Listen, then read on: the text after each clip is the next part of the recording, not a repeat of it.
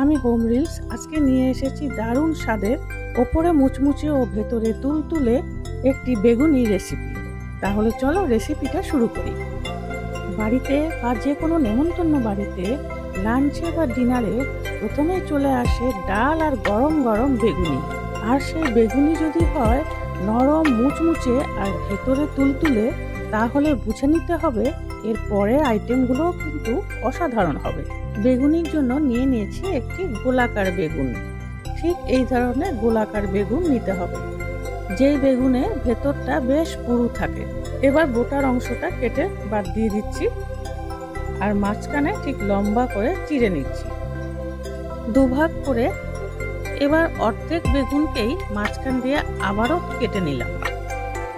এবার দুধারে যে বেগুনের স্কিনটা রয়েছে, স্কিনটা আমি পাতলা করে ছুলে নিচ্ছি।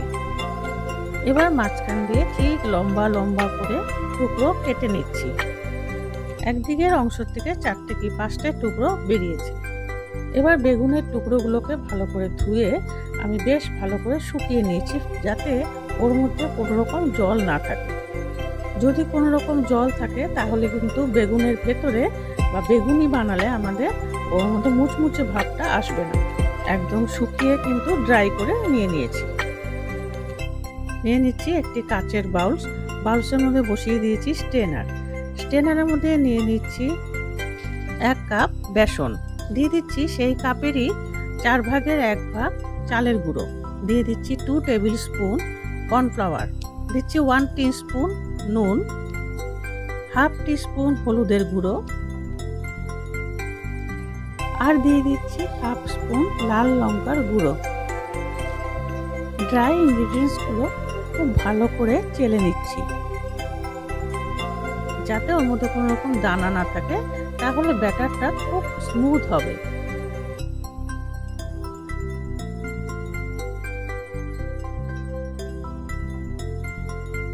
ড্রাই ইনগ্রিডিয়েন্টসগুলি চেলে নেওয়ার পর দিয়ে দিচ্ছি কালো জিরে, দিয়ে দিচ্ছি হাফ স্পুন মৌরি। এবার দিয়ে দিচ্ছি যেটা খুব ইম্পর্টেন্ট, সেটা হচ্ছে পোস্তদানা। এখানে 1 টেবিল স্পুন পোস্তদানা আমি ইউজ করেছি। এবার সব কিছু খুব ভালো করে মিশিয়ে নিচ্ছি। দিয়ে দিচ্ছি 2 টেবিল স্পুন চিলি সস। এই চিলি সস দিয়ে বেগুনি বানালে বেগুনি কিন্তু খেতে অসাধারণ হয়। এবার চিলি সস দেওয়ার পরে ভালো করে মিক্সড করে দিচ্ছি। দিয়ে দিচ্ছি 2 tablespoon refine oil.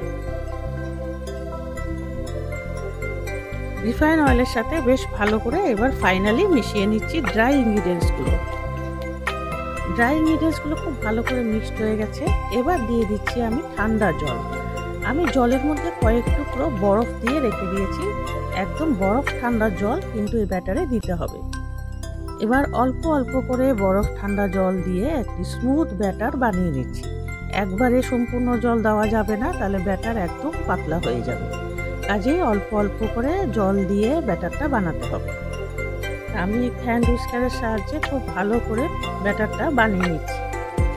Batter যত স্মুথ হবে তত কিন্তু বেগুনিগুলি মুচমুচে হবে আর ভেতরে কিন্তু একদম নরম তুলতুলে হবে। মুচমুচে আর তুলতুলে হওয়ার পেছনে কিন্তু কারণ রয়েছে এই ব্যাটার ভালো হলেই বেগুনি খুব ভালো হয়। ঠিক এই ধরনের একটি ঘন ব্যাটার তৈরি করতে হবে। খুব বেশি ঘনও না, খুব বেশি পাতলাও না।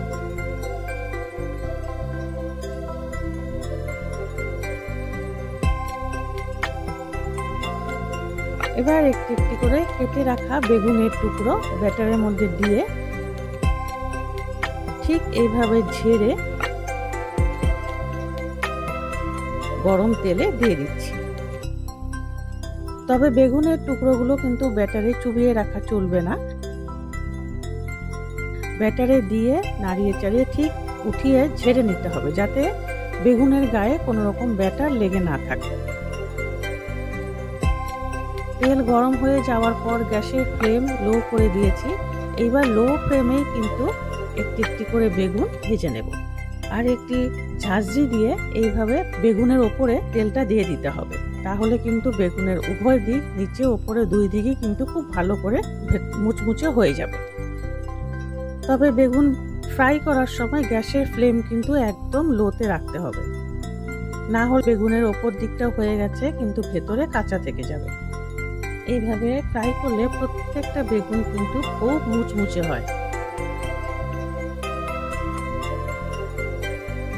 যে কোনো অনুষ্ঠানে খাওয়ার শুরুতেই এই বেগুনের কিন্তু তুলনা হয় না।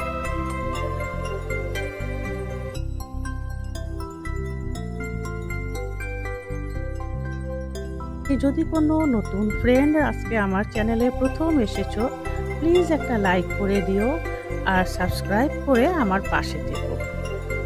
আর ওপরে দেওয়া আছে বেল আইকন, ক্লিক করতে কিন্তু একদম ভুলো না। প্লিজ বেল আইকন ক্লিক করে দিও, তাহলে আমার নোটিফিকেশন সবার আগে তোমার কাছে পৌঁছে যাবে। তাহলে আবার দেখা হচ্ছে নেক্সট ভিডিওর সাথে।